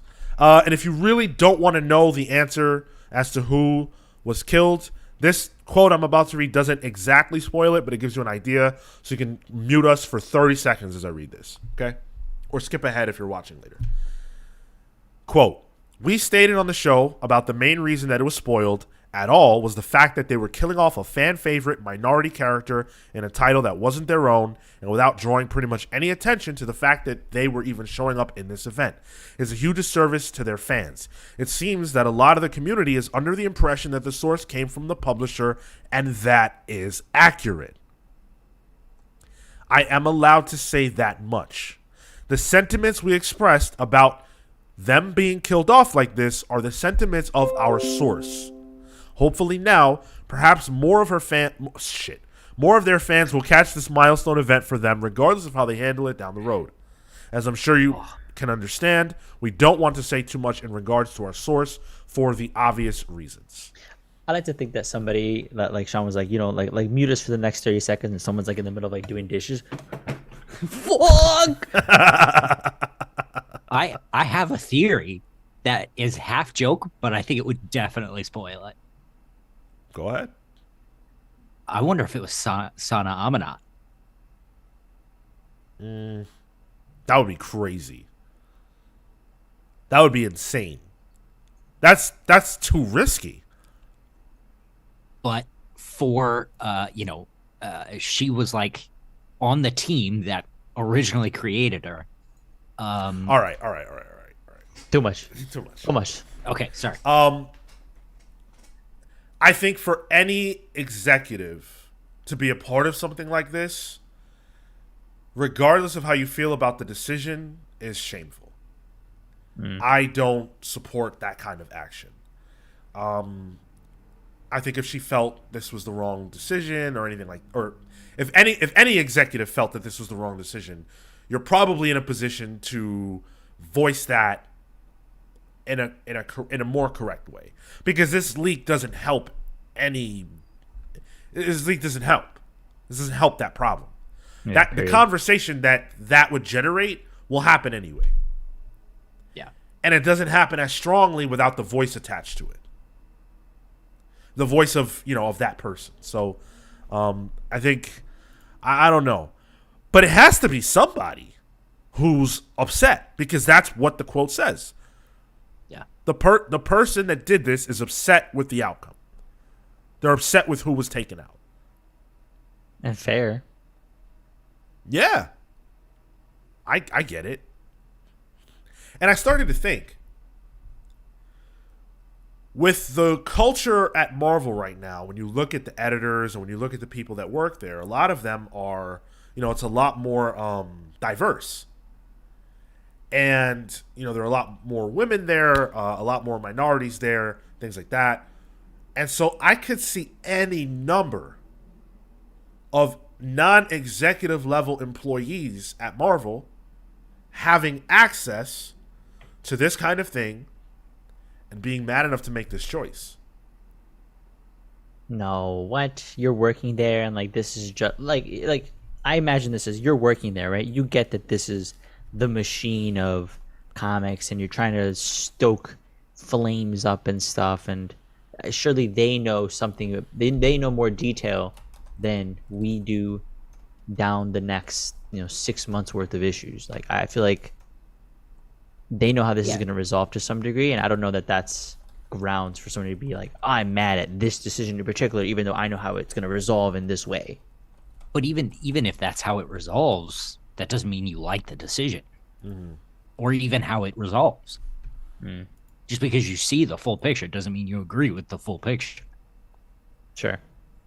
And we 100% know, according to this quote from the Comic Kingpins, that it did come from an employee. That it came from somebody who works at Marvel, who had access. Think about it. This is a comic book that is not in shops. Yeah. It literally only could have come from Marvel at this point. Who else would have a book that early? Creators? When do they get their comps? Creators get their comps after, after shops get them. Do they? I think so. What was the question? I don't know. When creators get their comps? Do they get it before? Like right before? They get it before. Oh, yeah. okay. Because it all gets published at the same time, and shops get them a few days early. So, well, the leak happened last week. That's too early. I think that's too early for. Again, I think it's too early for anybody that doesn't work at Marvel to have it. It's still in the building. I think so. Yeah. Yeah. So this had to come from Marvel. And I believe the Comic Kingpins, because there are other things that leak. Leaks happen all the time in comics. This is not new. It's just big. And a secret this big you think Marvel would keep. But clearly someone wasn't interested in doing that. My question to you guys is, do you think that heads will roll?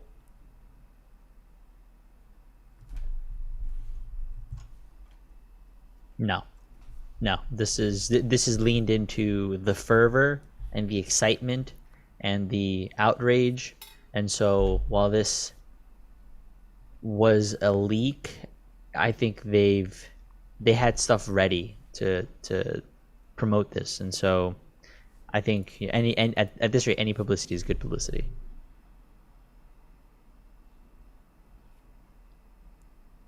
Yeah, I think I agree. I feel like if they were gonna, we probably would have already seen it. I wonder if they know who it is. Yeah. Ooh. Yeah. I think if Marvel ever learns who did it, they'll be gone. If I were in, and I'm not, but if I were an executive at Marvel, if I were in the position to make those kinds of decisions, I would 100% fire that person. Mm-hmm. And I don't think that there's any, like, how do you not? Man. How do you not? That's crazy. Like, I'm sure there has to be something in the contract that they sign where you can't, do shit like that. So yeah, you're breaking some NDA thing or whatever. Right. Sure. I don't hope for that. I don't hope that Marvel finds the person. I think if the person was standing up for what they believe in, I still think it was wrong, but I get the choice. I don't hope Marvel finds them, but if they do, I think that person is gone, and I think they should be gone. Somebody would be like, "Nah, I'm not mad. I'm just disappointed." Show of hands, who did it? Let's be honest here. Yeah. Well, that's the story as far as, who done it. I don't think we'll ever learn who did it unless they get fired, which I don't think they'll be discovered. But I think this is as close as we'll get to the truth. And you know what? It's enough for me. I'm sated with this. I'd like to know. I'd still like to know. I'm not saying I want that person to lose their job. I'm not saying, but made up. Admit it. Damage is done. If someone could whisper it in my ear or in my DMs, I'd love that, and I would never tell. You just want to know. I just want to. Yeah, I would love to know. I just don't want the consequence of, like, if I know, everybody else knows, which means the person's fired, and I don't want that. But do I want to know something I'm not supposed to know? Hell fucking yeah. Absolutely. Hell yeah. Stay toxic, boys. You know it. Listen, who doesn't love a little bit of gossip? Please, we live for it. Little chismes. We live for it here. I had to take Jess to the doctor not that long ago, and there were a couple of nurses like across the room.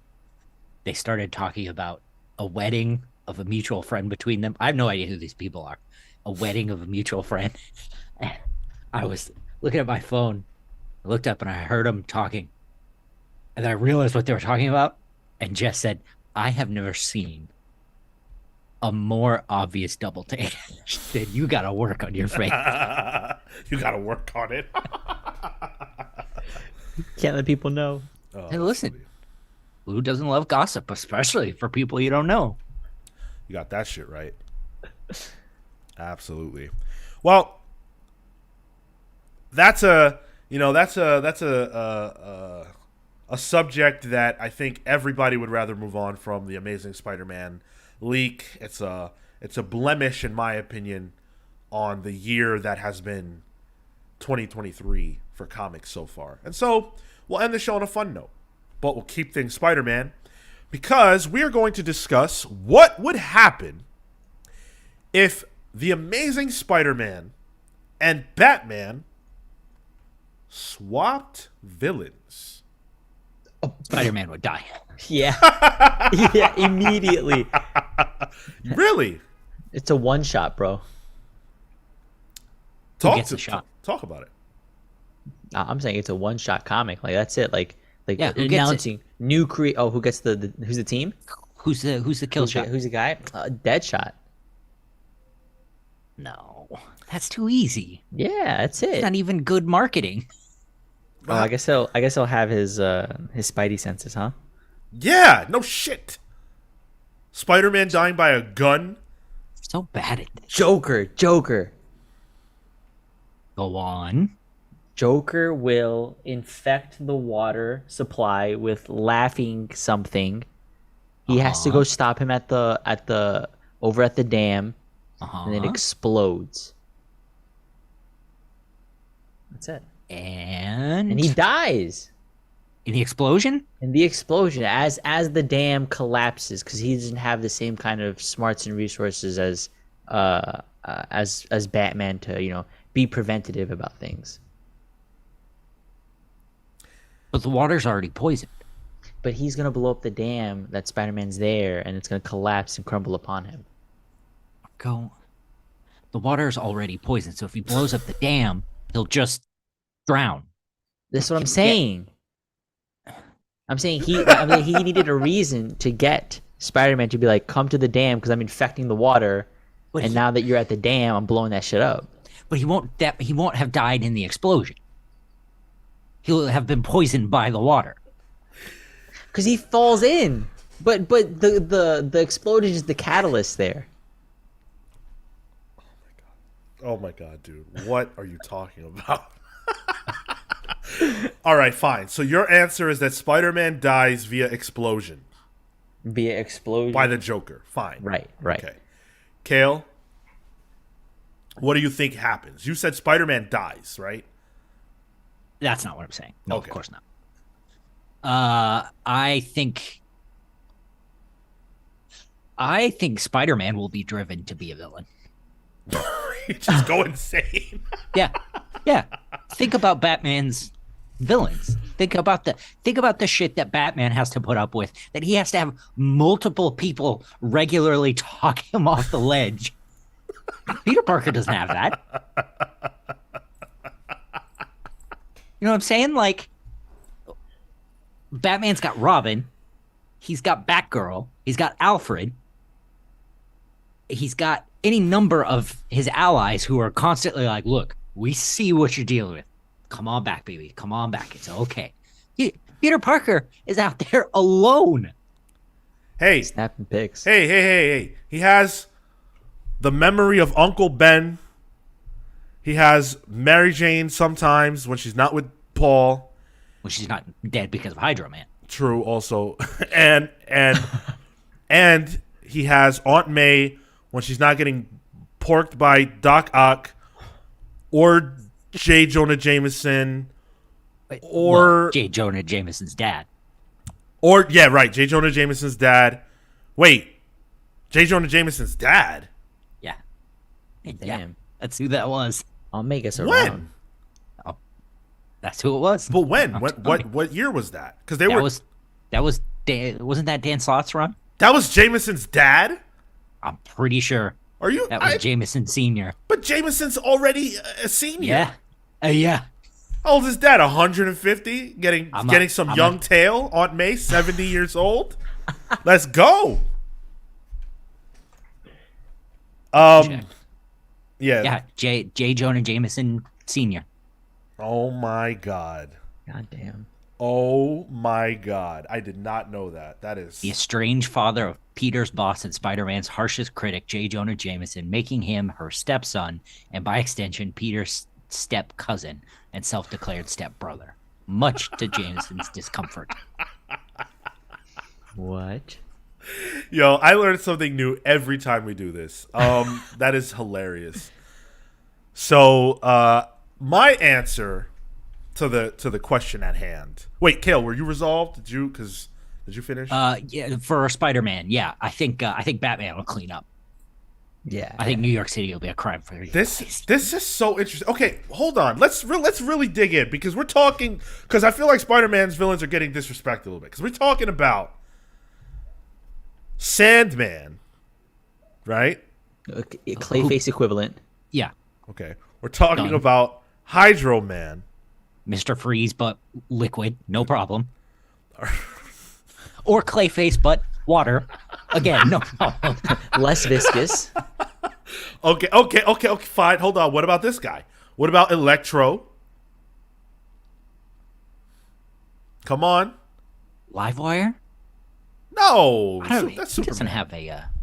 have Batman doesn't have an electric.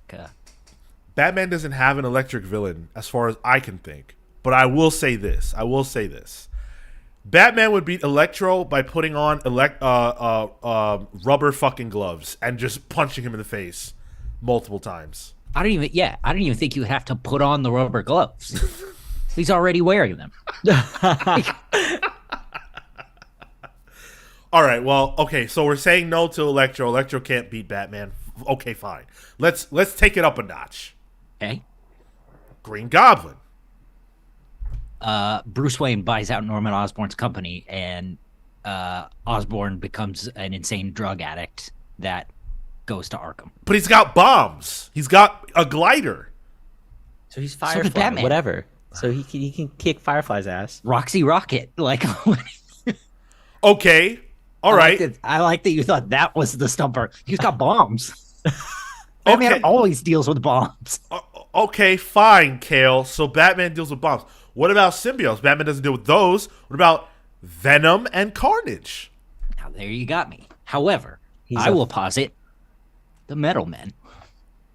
I was gonna just say he's a fucking bat. He deals with sound. That's it. That's their big weakness, right? Like You know what? clean up, easy. He'll take a bell like the fucking Great Mouse Detective, and He'll drop that big ass fucking penny in the Batcave, and they'll just be done. The symbiotes will leave. He'll arrest Eddie and Cletus. All right. Shit. Damn. I guess. Lizard, Killer Croc. done. Yeah. Damn. I think Batman would clean up. Vulture, Man Bat. Yeah. And Man-Bat's arguably more dangerous because he's physically powerful, whereas the Vulture is, as far as I know, not. I think the struggle will be on Peter's end because he's not as disciplined and Yeah. regimented as Batman. Hold on. We forgot someone now. We forgot Doc Ock. Come on. 6 arms. Genius. Intellect. Ra's al Ghul. But he doesn't have 6 arms. He's got an army of ninjas. He's got 1,000,000 arms. Wow. So you're saying that Batman will job out Spider-Man's villains, Yep. and that Easy. Spider-Man will die to Batman's villains. Day one, That's the the thing. first I night. don't think Spider-Man will die. You just think he'll I think- fail. I think he'll be driven nuts. I think he'll turn into whatever Ben Reilly turned into in Dark Web. Oh I think one day with the Joker will drive Peter Parker off the deep end. Off the deep end, off the fucking dam. We're saying the same thing, Kale. Stop it. Perry makes an interesting point. Perry says Batman has way more trouble physically because Spidey's rogues are tougher, but Spidey has more trouble mentally. He's not anywhere near as good a detective. Spidey villains have teamed up and challenged the Avengers, Fantastic Four, and Spider-Man simultaneously. Batman's villains team up and still get taken down by Batman. Yeah. Yep. Yo, I like Catherine Starr just says Spider-Man's one bad day. Yo, Yeah. Yeah. Top Lane says Spider-Man loses 20 people in the first day. Easy. I'm gonna stand up for Spider-Man. I'm gonna stand for Spider-Man right now because I think that Spider-Man's mental resolve is a lot higher than you guys are giving him credit for. Granted, he didn't lose both his parents and swear a vow, but he did lose Uncle Ben and make a promise. With great power comes great responsibility. We all know that. And if his responsibility is to protect New York City from Batman's rogues, I think he can do that. I believe he would succeed. I believe that Spider-Man can beat all of them, and I believe he can do that very easily. I don't think that Batman has any villains that can actually test Spider-Man. If you tell me Riddler, I tell you Mysterio.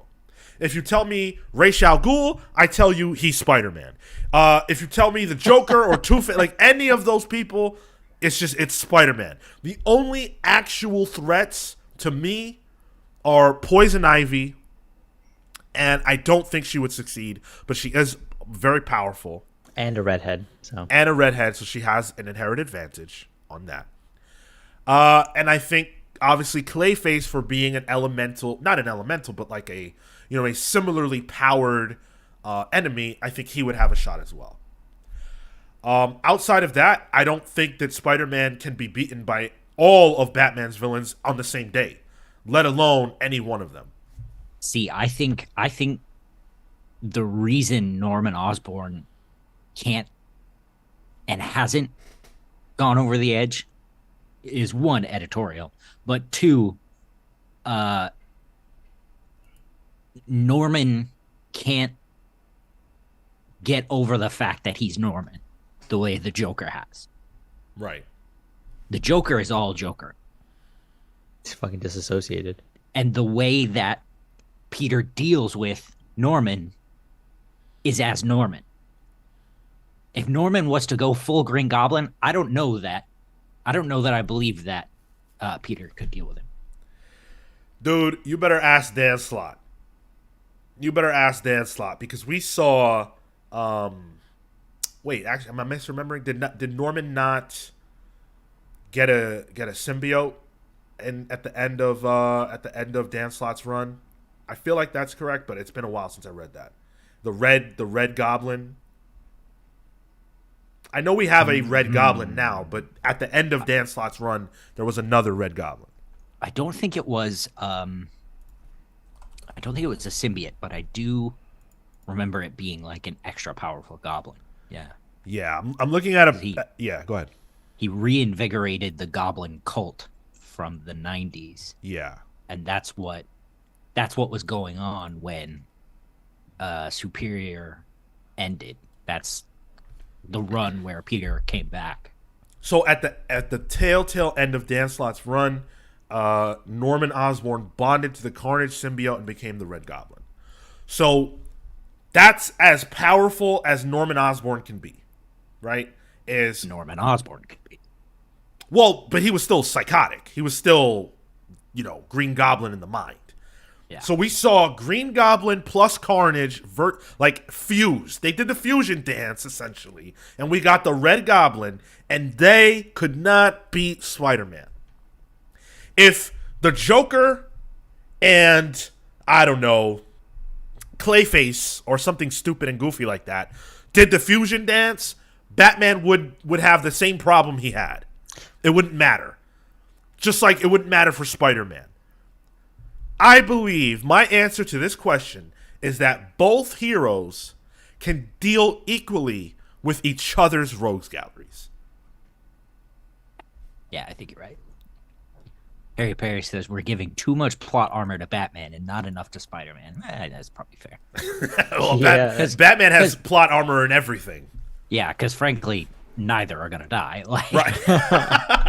Dude, what's going to keep them alive? Editorial. Right, exactly. That's the greatest ally that either one of them has ever had. I've had arguments with people who try to tell me that Batman would defeat the Phoenix Force, not Jean, the Phoenix Force itself, with prep time. All right. Relax. With prep time. Yeah. Always comes down to the prep time. Absolutely. That's Batman's superpower. Yeah. Fuck off. The one interesting interaction that I think would be a opposing force to Batman would be Kingpin, because that's more organized crime stuff, and that's he hasn't been able to get that shit rid out of Gotham in the past since he started. When was the last organized crime book you read from DC? Hey, Hale, okay, reading out my fantasies out here, okay? I don't know if this is the place for your fantasies. Ayo. For real. Keep that on the OnlyFans. Ugh. Which you should subscribe to. No, you cannot. No, you cannot. If you can, but you have to keep it for the plug section. Hey. So to speak. Oh, no. Aaron Ruiz says that he couldn't beat him, though. He took advantage of Norman's ego, defeating Spider-Man with his own hands. Oh, Norman's ego of defeating Spider-Man with his own hands. Like Norman wanted to be the one to do it without the Carnage symbiote. Is Without what you're Carnage, saying? yeah. Okay. Yeah. Oh. Well, fair enough. Hey, you can't separate Norman Osborn from himself. And That's what I'm saying. well, so then that's it.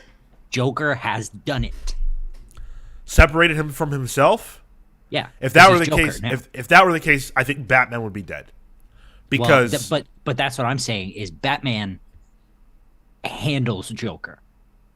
And that's why he would be able to handle Norman Osborn, because Norman Osborn is just another businessman. I don't think Batman handles the Joker. I think the Joker handles himself. Because if you go back to Scott Snyder's run, we learned that the Joker has, in the Death of the Family arc, we learned that the Joker has known who Batman is for some time, and he has just chosen not to kill him. Right. He could have killed him. He just doesn't want to. So, whereas I don't think Norman can kill Spider-Man. Yeah. I would like to see Spider-Man face off against Scarecrow, like that horror, and that'd be fucking cool. Big ass spiders and shit. And it's way better than if Spider-Man faces off with Mysterio, because this is actually infecting his body. Like, this is a Yeah. chemical change that he's undergoing. That would be an amazing comic book. Damn, let's make this shit happen, bro. Marco, What's up? Spider-Man's not afraid of spiders. That's absolutely true.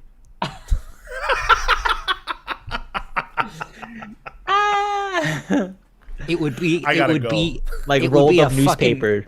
It would be a fucking loop of everyone in his life dying. It would be the most depressing comic book ever. It would be that Tom King Superman book. It would be a spider endlessly falling down a drain, or getting rained on and its web falling apart or something like Which that. I think we've seen in the animated series, if I'm not mistaken. That doesn't sound far off the mark. That doesn't sound I think far off the mark. it was when he gets the 6 arms. I think he has a dream about being an actual spider, and Aunt May washes him down the drain or something. Yes. Chad Paul. Classy Ulysses says Peter is afraid of Chad Paul.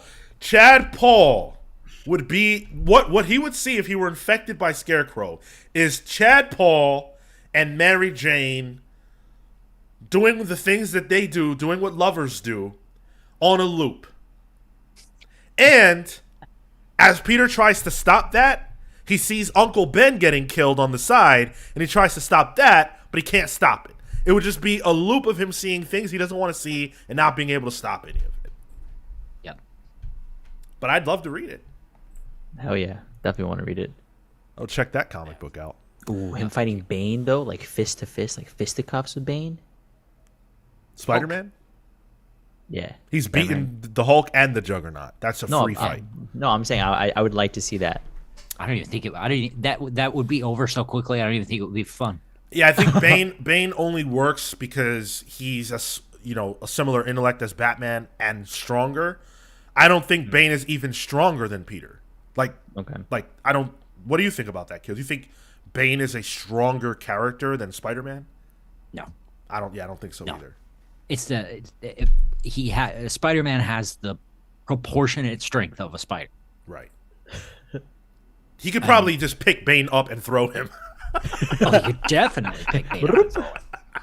I'd like to see that. He'd throw him to fucking Metropolis and wouldn't even think about it. Shoot, now I kind of want to see that. Just see the little line, like the 3 little lines of just him. Yeah.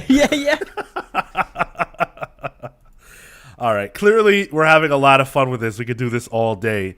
So Spider-Cuck the comic, yes, that is, yes, This arc of Spider-Man. 150%. That is what Zeb Wells has been trying to get across the whole time.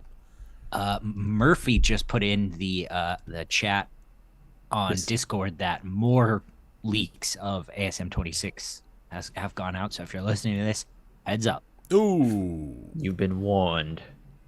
don't want that. Bane is stronger than Kingpin, and Spidey has struggled against Fisk. Yeah, I feel, to me personally, I've always thought that he didn't want to, he doesn't want to beat up human people that aren't, he doesn't want to beat up anybody, but he doesn't want to beat up human people that aren't enhanced by something. Sure. Like, he fights Doc Ock, and he struggles, quote unquote, but we know that if he punched Doc Ock, for real, Doc Ock would just die. Like, nothing would stop him from dying if he got punched by Spider-Man in a real way. So I think that probably extends to all of Peter's human enemies, which would include Kingpin. Bane, on the other hand, is enhanced by Venom, and I don't think that Peter would pull his punches, especially because he doesn't know Bane. Like, I don't know you. I'm not going to stop myself from kicking your ass. Word. I also don't think that. Oh, okay, I see. I misread. I thought he was saying that Kingpin is stronger than Bane. I was like, there's no way. No. All right. So let us know what you think would happen if Batman and Spider-Man swap villains. Let us know how you feel about the Amazing Spider-Man leaks, Marvel's Legion of Doom, anything we talked about today. If you enjoyed the show, we appreciate you listening, and we appreciate all your support. If you want to leave a super chat, leave us a Twitch Prime sub, which thank you, Catherine, for that. Really appreciate that you subscribe to us again. What is it, 15 months? Let's go. Like that, yeah. Streak. Some absurd amount. So thank you so much for that. Patreon.com/TheComicsPals is, of course, the best way to support your boys. If you enjoy what we do here and you want to see us do more of it, then support like that gives us the resources to make more stuff and to do more stuff. So thank you for those that choose to do that. Next week on this show, we will have Ram V joining us. Super excited for that. Get your Detective Comics reads in. Get your Venom reads in. By the way, I think, I'm going to say this next week probably, I think Venom is my favorite book being published right now. Al Ewing? Yep. Al Ewing and Ram V. Yeah. I don't think there's ever been a time where I ever would have said that in the history of me reading comics. But, yeah. Get your reads in for Rum. We're going to be talking everything that you would imagine we'll talk about. Talk distillery, everything else. Come for that. 10:15 a.m. Eastern next week right here. Thursdays for Pals Pulls, we'll be reviewing Amazing Spider-Man 26, which has even more leaks. So do your best to avoid those. Just a few more days until you'll have it in your hands. Our next book club is Flashpoint. That will drop June 6th. So come hang out with us for that. That's going to be a lot of fun. Get your Flashpoint reread in. And if you do choose to pick up a copy, because you don't have a copy of Flashpoint, I have a handy-dandy Amazon link that you can use. Affiliate link? Yeah, I got a handy-dandy affiliate link that you can use to grab your copy of Flashpoint. I just put it in the chat, so if you're watching us still live, that's there for you guys. And it'll be in the description of this video. So if you want to pick up a copy of Flashpoint, you can do that way. Join our Discord server. Come hang out with us. The conversations from this podcast always extend there. So come hang out with us. We're always having great conversations there. Everything else at the Comics Pals. Let's get into the plugs. Kale. Thank you so much for listening to this episode of the Comics Pals. You can find me on Twitter and Instagram at TotoInto. That's TOTOINTOW. You can find my work at killward.com. That's CALEWARD.com. I have 3 things to shout out this week. First of all, my lovely and talented wife, Glamsy Jess Burton, is now Dr. Glamsy Jess Burton. She did her PhD in the history of European comics and the way they traveled across Europe in the 1960s. It was really interesting. There is a recording out there somewhere. I'll put it in the Discord whenever I get a hold of it. Yeah. So kudos to her. Maybe if you guys are interested, maybe we will have her come chat at some point, or maybe we can make that a Patreon thing or something. She's always welcome. Yeah. The second thing, a few of my good friends are part of a Kickstarter with Quindry Press. It's a Scottish group that puts together really great comics. Long time listeners will know Nori Miller has a book called Flesh and Flora. Hey. partner of mine, Faye Stacy, also has one called Find a Seat. I will put the link to these Kickstarters in the chat, but I highly recommend both of these books. Good stuff on Nori. He does good stuff. Yeah. And so this Kickstarter is for four separate titles. So you can take a look at all that, and you can get all four, or any one you like. The third thing is old friend of the show, Dr. Ollie Hicks. Some of you might remember her from you might remember them from the Riverdale Review, if you've been around that long. They and their partner Emma just put out a book with dang, I don't know who it is. Abrams, maybe? One of the massive book publishers, called Grand Slam Romance. Yeah. It's a gay baseball sports drama. That's a comic, and it's very good. I got to read it as it was being created, and I am wildly proud of both of them. It's incredible, and I do highly recommend it. It's out. It came out this week. I can get a link in the chat, and this might even be a free one. I don't know yet. I'll have to talk to Sean about it, but highly recommend it. Yeah, really good stuff. And if you can, Ollie's also done Sarah